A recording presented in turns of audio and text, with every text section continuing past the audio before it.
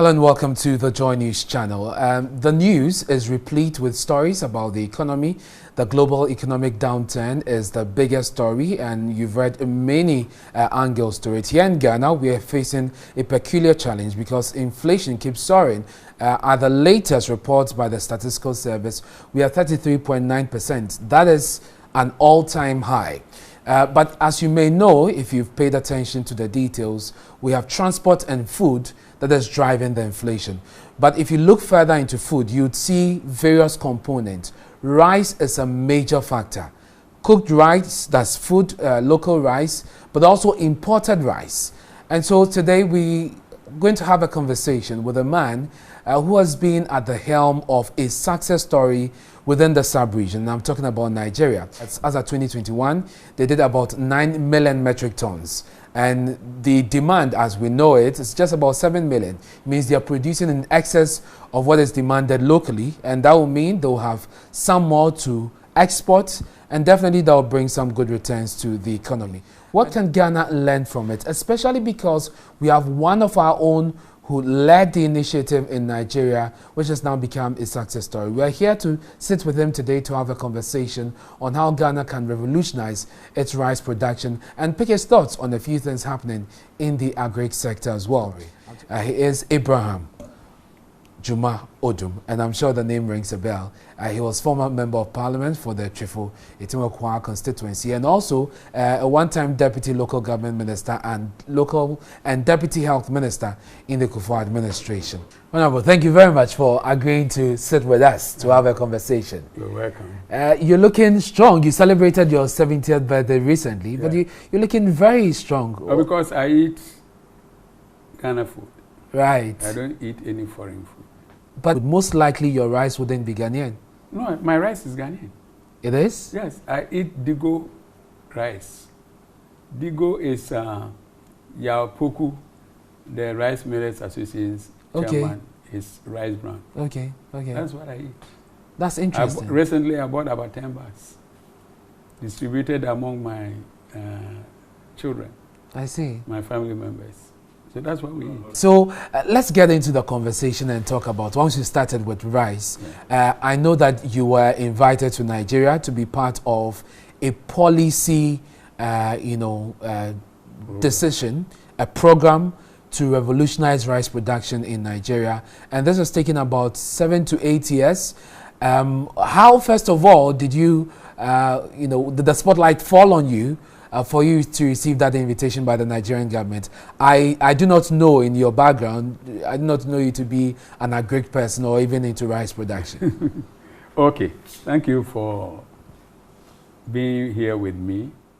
How it did all happen was I initiated Kuku High Tech in Ghana. And therefore, when President Kufuor had finished his term of office, and he was invited by Madam Selip Johnson of Liberia to come and help her or the economy also revitalize their cocoa. President Kufuor took me there. Right. It was there that I conceived the idea for revitalizing cocoa and rice. And how did it come about? In Liberia, I work with the indigenes, and their staple food is rice. I go with them to the farm, outstations. Fortunately, we get yam, plantain, or cocoyam to eat. We come back to Monrovia, and their complaint is, "Bossman, we have not eaten today." Meanwhile, we have ate plantain, ate cocoyam, yam. But then, for them, because they have not taken rice, they have not eaten. So I have to give them money for rice. But then I realized that all the rice Liberians were eating were coming from India. Okay. So something struck my mind. Africa, what are we doing? How can a whole nation, Liberia, Their staple food is rice, and yet their stomach is resting outside. Somebody will have to come and feed their stomach. So I did a concept paper for cocoa, which I was sent there to do, Right. and then for rice. Then I brought it to President Kufuor. That, President, now that you are out of office and you want to do your foundation, he sent me to Liberia, and this is my concept and ideas that I'm getting from the field work. Can we look at it? Then President said, okay, Odum, let me take you Professor Amano. He's at Legon Economics Department. He will help you polish your concept so that it can be acceptable internationally. Right. Then Prof helped me. We did it. And fortunately, within that year, President Kufuor was given an award for the best achievement in cocoa as a president. So we went to Washington together. I went with him. So at a side meeting, I happened to chance on Michigan State University, Cat Hunger and Poverty Foundation, who got interested in my concept paper, which I've presented as Kufuor Foundation concept paper. And they said, okay, we'll work on it. So they also work on it. And then they were able to get Bill and Melinda Gates Foundation to support it. So it became Bill and Melinda Gates Foundation and J.A. Kufuor Foundation coming together to put up what we called the Competitive African Rice Initiative. Okay. And the target and the goal was that let Africa produce its own rice at a competitive pricing. We're looking at the quality, the price, and the volumes. So that was the challenge. Bill and Melinda Gates and Kufuor came together. Kufuor Foundation was to handle the policy and the advocacy area. And then Bill and Melinda Gates will also do the technical aspect so that will be competitive. Once you are competitive, then you have enough argument to ask governments to listen to you And buying into it. And then President Kufuor sent me to Nigeria. That was the headquarters of the project. Then I went there. Then we started the whole show. When I went there, I toured the whole of the Nigerian rice growing areas, about 26 of the states.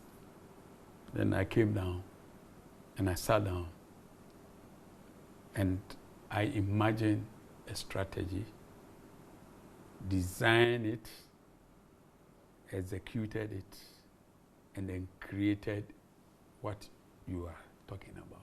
So what was the strategy that worked in Nigeria? So essentially, at this point, you have support from the Bill and Melinda Gates Foundation, and of course, you representing the Kufuor Foundation had gone there to do the implementation of the project. Correct. But going on the ground, seeing what was available, what structures there were, what did you decide to do as the first step that would then begin the success story? I had a technical team working on improving the field issues. The field issues, we're talking about the seeds, the production cycle, water systems, and the productivity. And then I was to work on advocacy. During my tour of the 26 states, I realized something very, very peculiar and very interesting and very critical for African agricultural revolution. That you need to work mobilizing the farmers into viable and vibrant groupings. Beyond the farmers, the other stakeholders, and then get a value chain established. And once you've got the value chain established, and we sit together like we are sitting together here, we decide the path that we want to chart. And then in it, I also got a realization.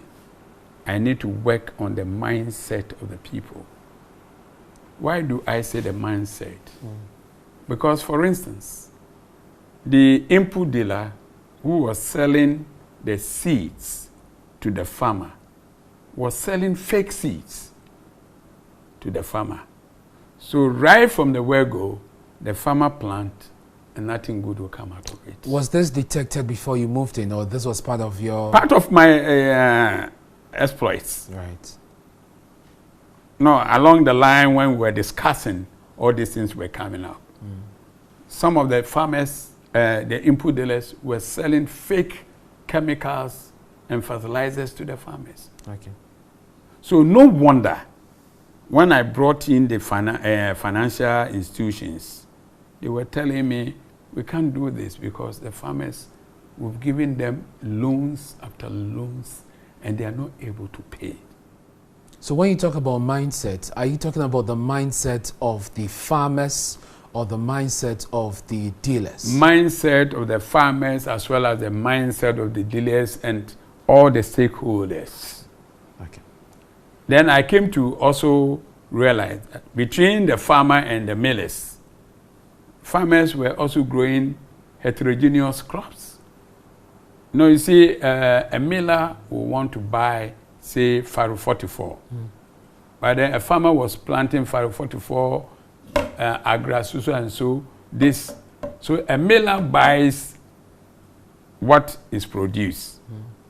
And even, not even talking about the moisture content, will go and mill and it's all broken. So he too was not making any profit. So it threw the whole system into some disarray. So when we sat down and we discussed these issues with the primary people, then we came to a realization that if we can do this, then we can attract the financiers to come in. And I remember one of the meetings in Jigawa, very close to Borno State, where the Boko Haram people are. Then one of the development officers of the central bank told me, Honorable Odum, this thing that you are talking about, we have money in our bank for it. Because we have money for import substitution. And if it is right, if it is rice, we qualify. So when you go back to Abuja, do a paper to our governor. I'm going to send a message that you are doing this paper and it to be considered. It was that paper that I did that ushered in what Nigeria have as the Anchor Borrower Project. And the Anchor Borrower Project is simple like this. You are the mailer. I'm the input dealer. The man taking the camera is our Rice Farmers Association. So you, the mailer, you need about 2,000 of them to produce what you require to produce mail in the year. So the bank gives you money, but then the money is dispersed to him, the farmers, and to me, the input dealers. So that we, the input dealers, we are committed to provide certified seeds and certified chemicals to the farmers. And once our technical team was working on the farmers to improve their yield per hectare and per acre, definitely once the right inputs were being supplied, they were going to make it. So no wonder they moved from 1.5 to 3.5 and to 4.5 and even 5 metric tons per hectare. So the point of you moving in to the point of doing the paper in Abuja was which year? That's 2014. That was in 2014. Yeah. Let me take you back a bit. So at the time, the foundation, Bill and Melinda, together with the Kufuor Foundation, had settled on Nigeria. What were the factors that were considered for settling on Nigeria as the initial country for the test? Actually, it wasn't only Nigeria. Okay. It was Ghana, Nigeria, Burkina, and Tanzania. So what happened to Ghana then? Ghana, we use a different method, and I keep on saying, the Ghana grape method doesn't work. This was also in 2014, around the same time? Yes. Ghana was doing the same thing.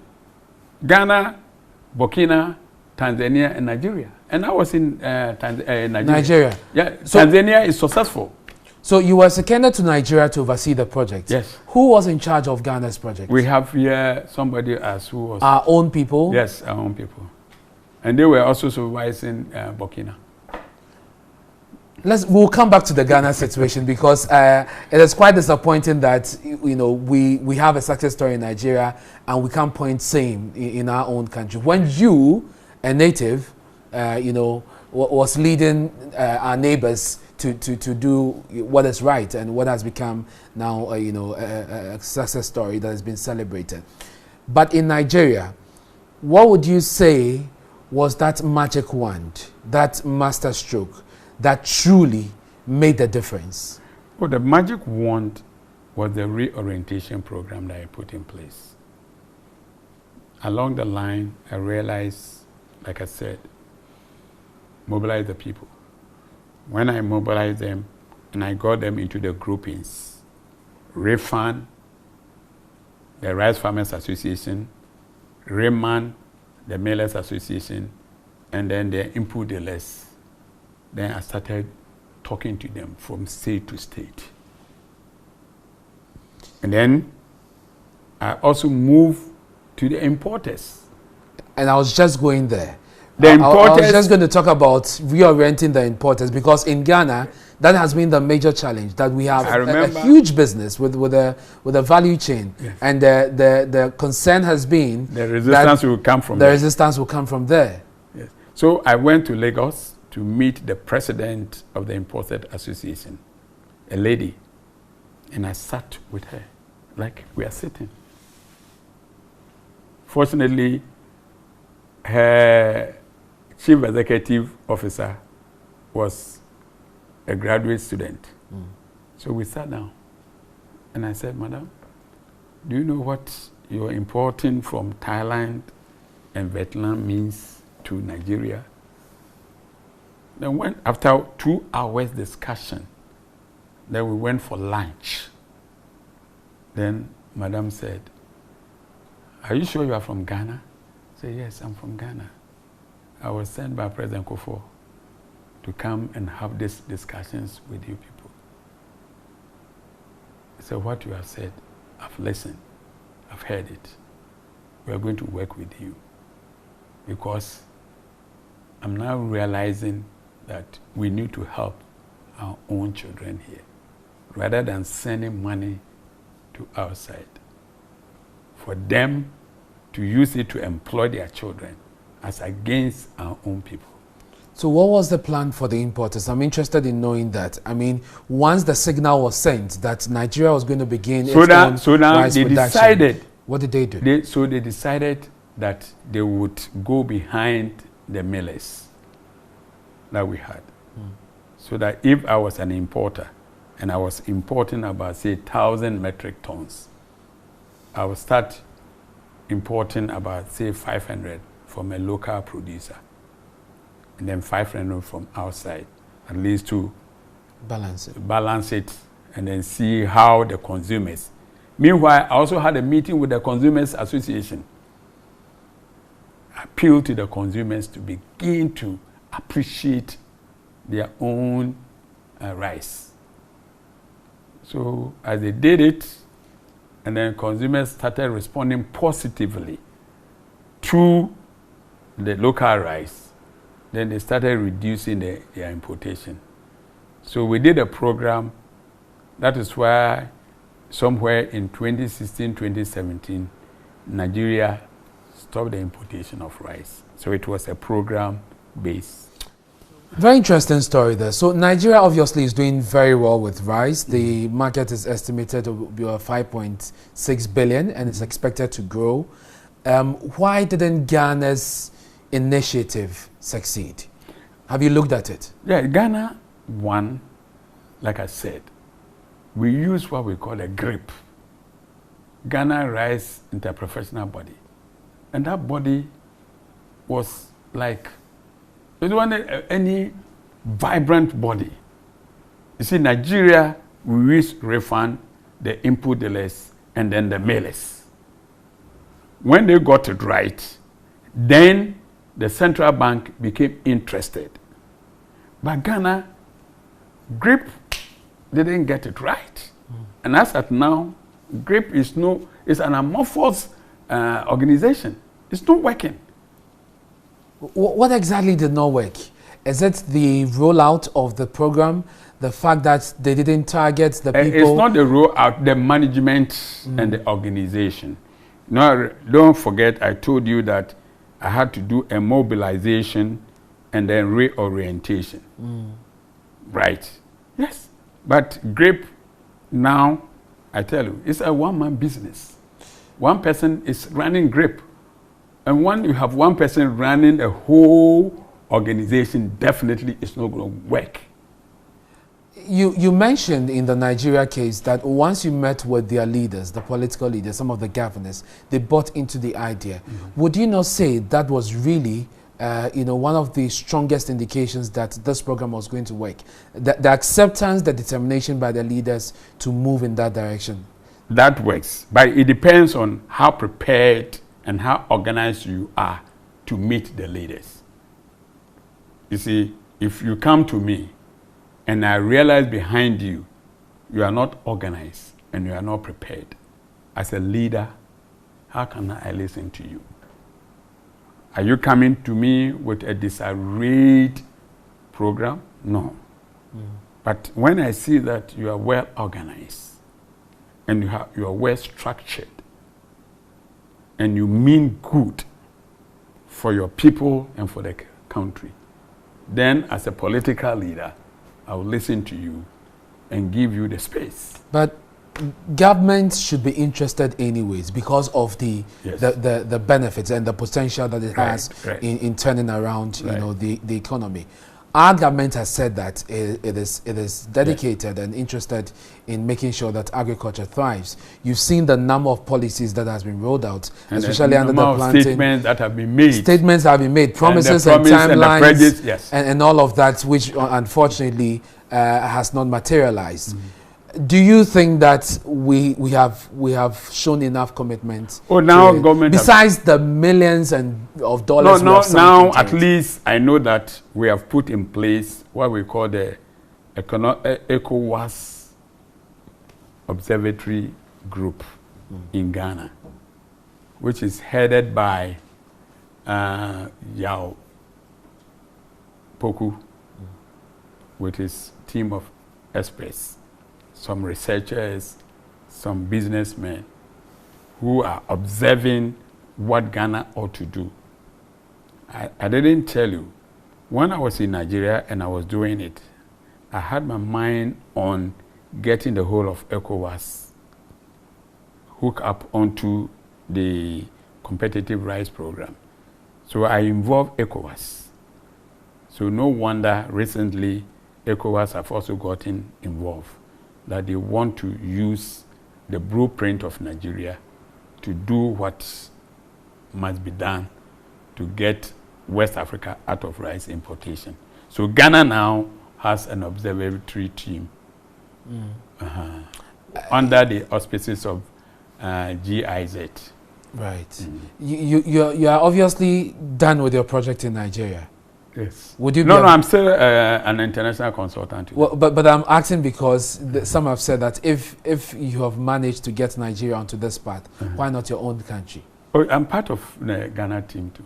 You are now part of the Yeah, Ghana team. Yeah. And so we can keep our fingers crossed as far as rice Yes. production is concerned.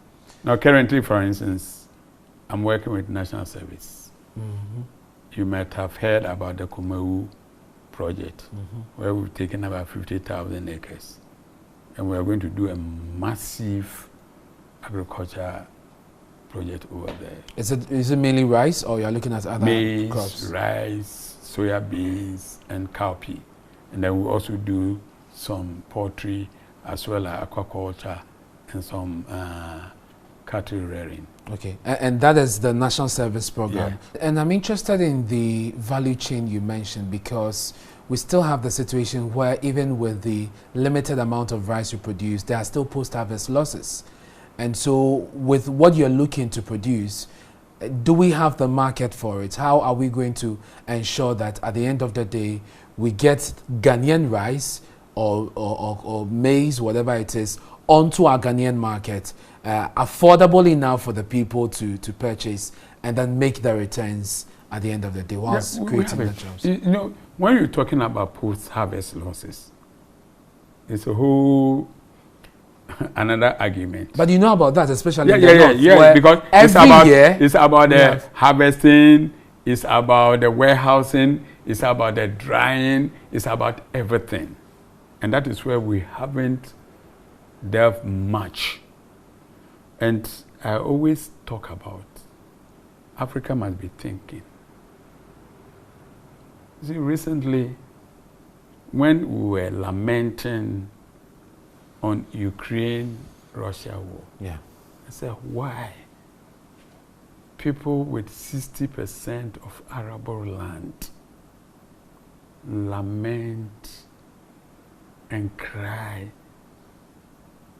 over people with only 3% arable land at war, that we are going to starve. When you have 60% land, and we have so many natural resources here. We get fertilizers from them. So once, you know, why do we have to depend on them for has fertilizer? Why do we have to depend on them for fertilizer?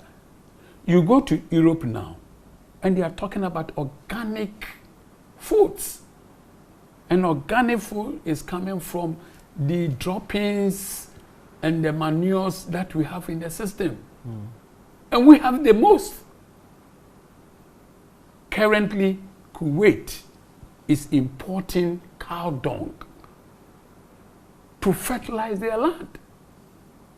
And I have started a program where we are taking chicken droppings and helping farmers.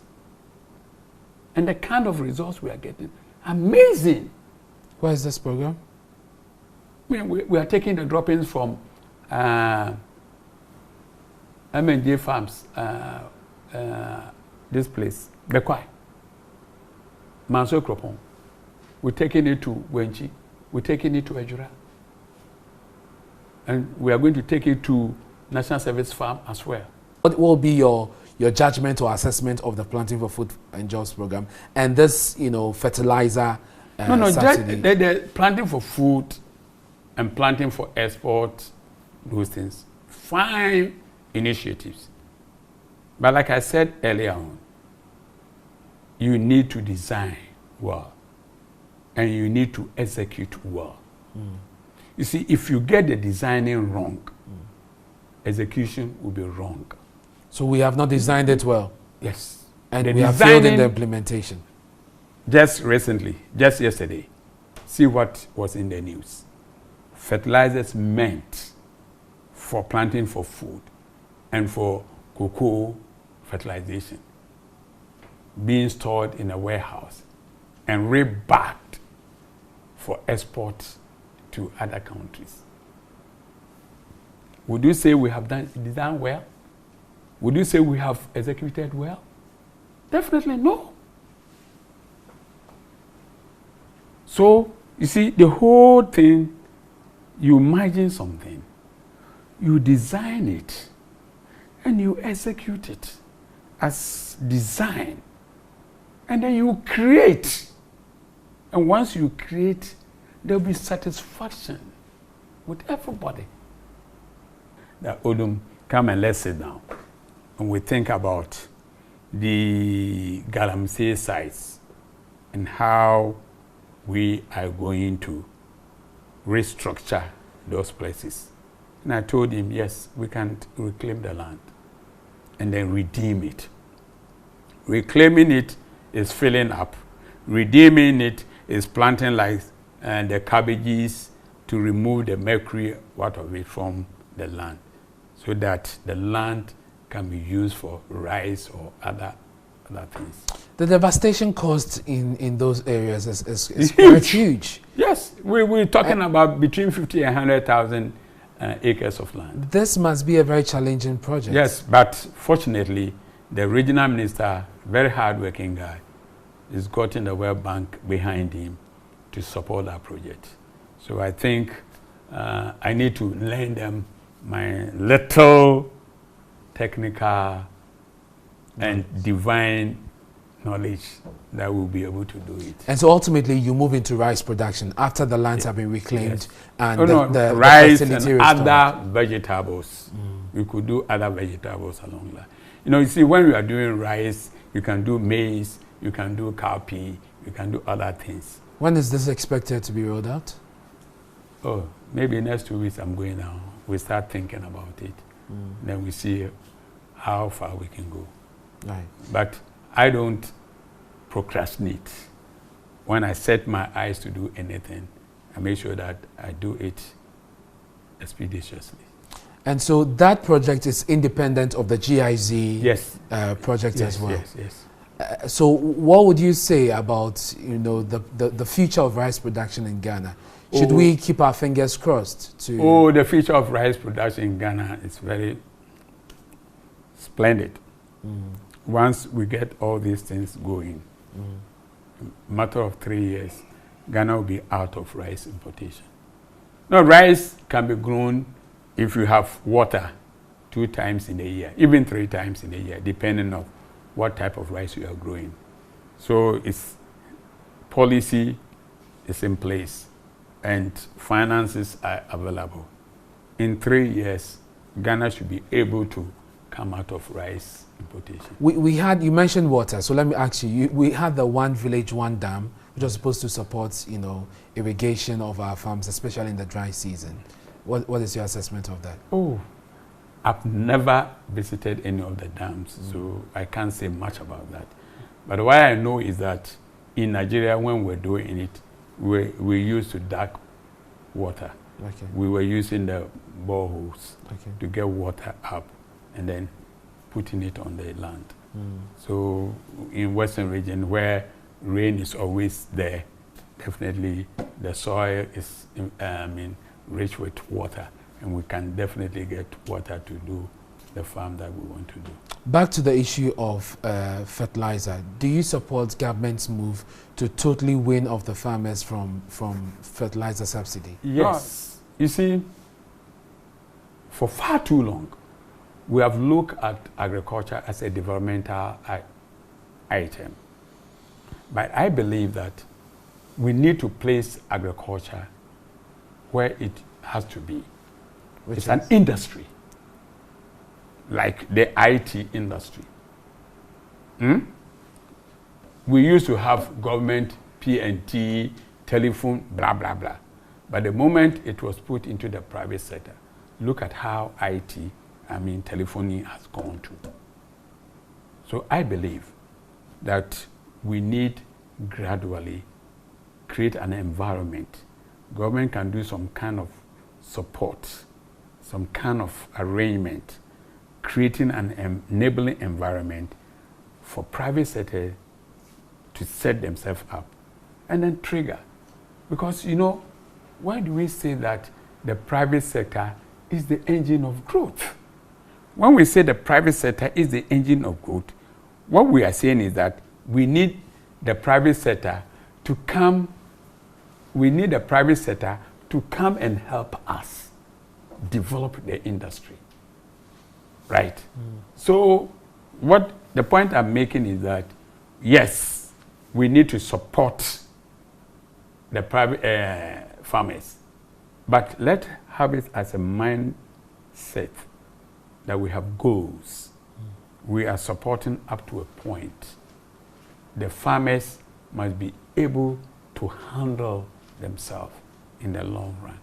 And that will be more sustainable than always government helping.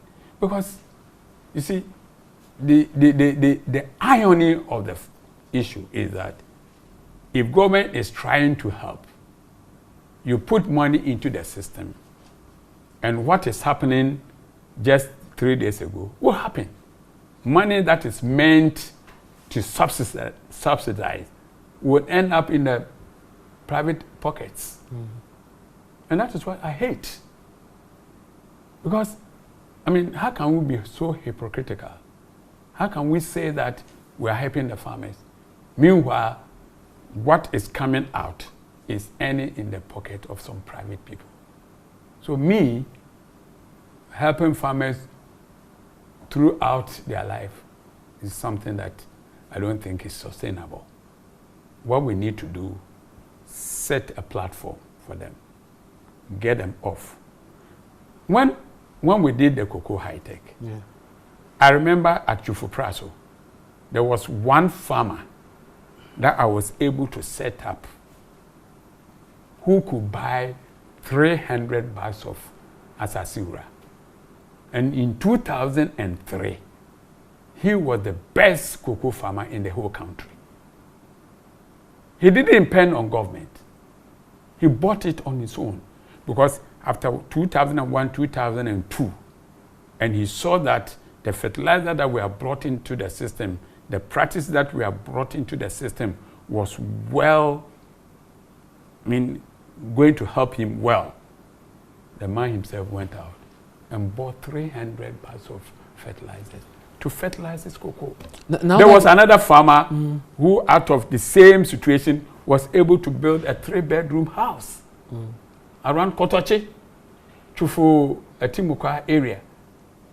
So you can see where I'm coming from. And it's doable. You see, it's doable.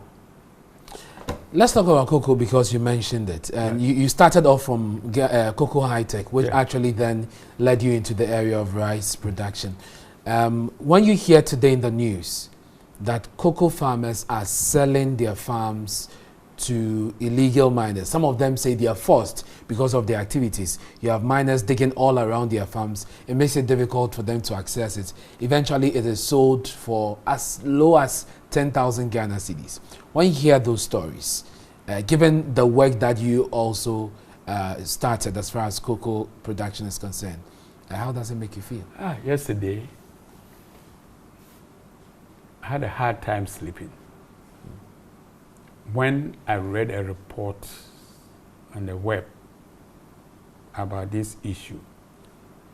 Japan and EU planning to boycott Ghana cocoa because of mercury.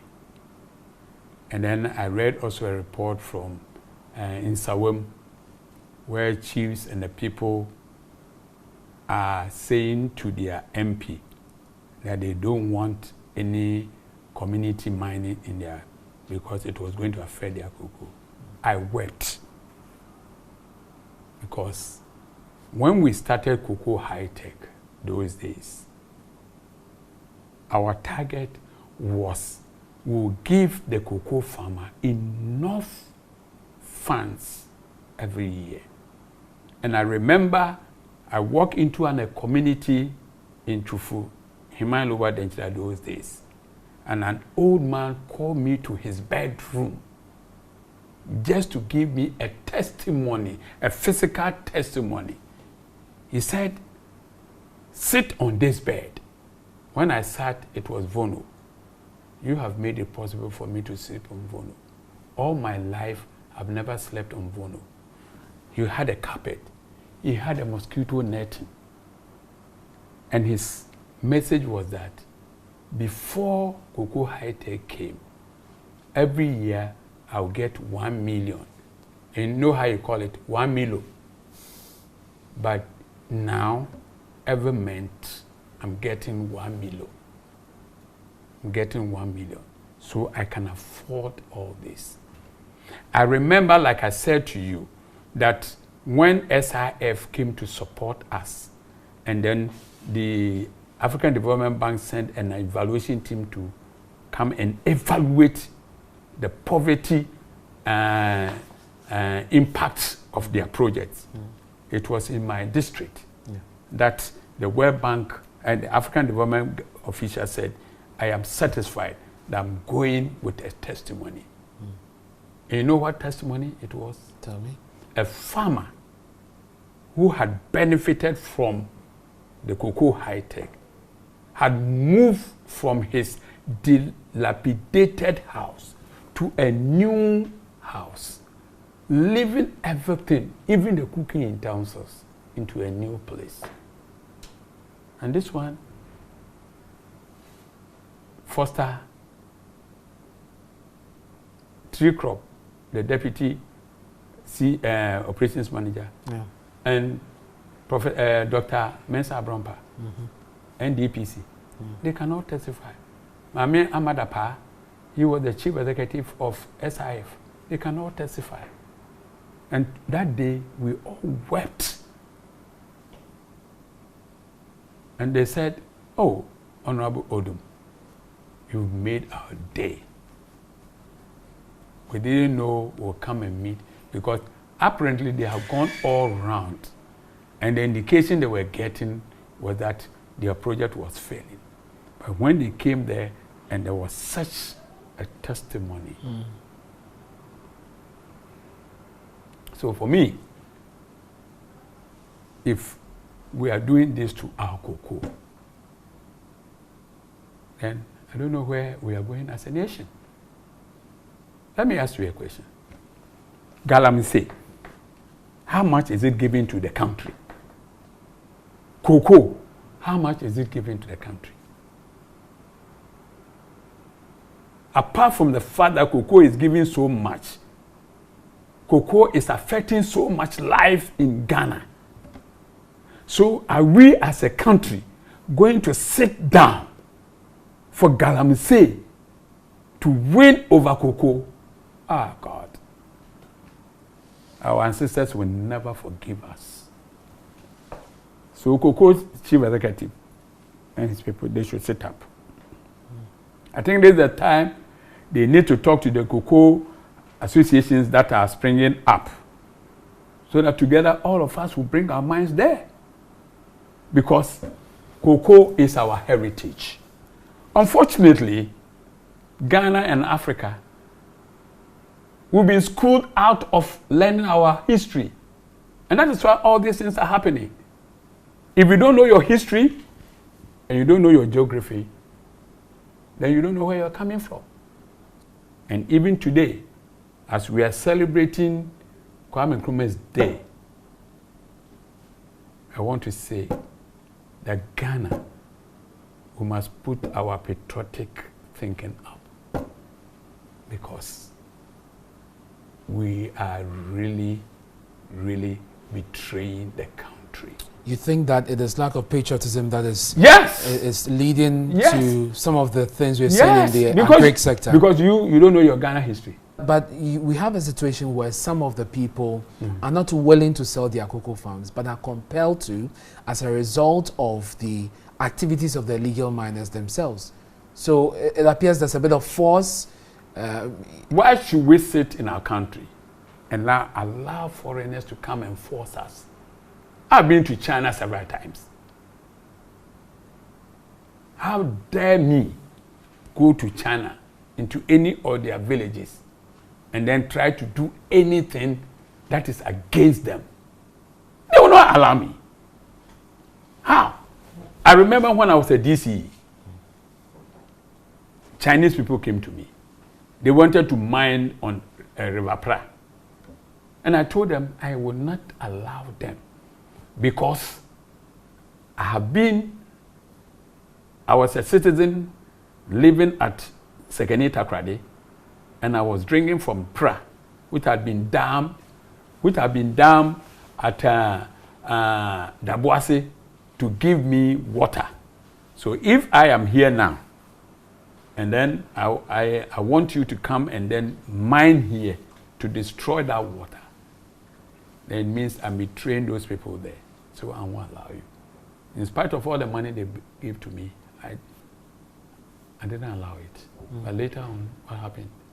When I've left the place, things went ajar. Now River Pra is polluted.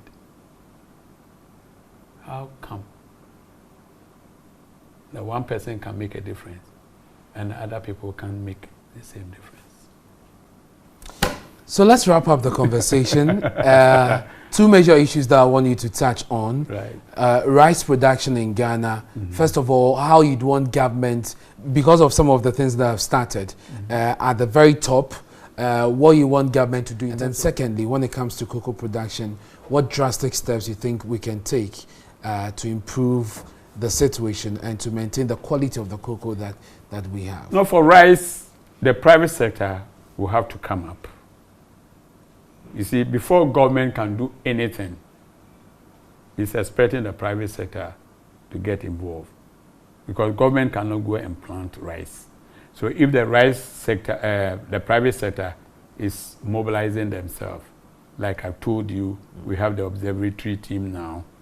If they rise up to the occasion, and then they lace and then think with government, like we did in Nigeria, we can have a milestone, a roadmap for that one. So for rice, we need both government and the private sector. It's not only government, because government cannot plant. But then at least what government can do is to give a conducive environment for it. Right. For cocoa, I think as a country, we must take the bull by the horn. Galamsey is doing a harm to our cocoa industry. If at the end of the day, Japan and Europe say that your cocoa is contaminated, and for that much we cannot buy your cocoa, where would Ghana be? Meanwhile, the Galamsey, we are not getting anything.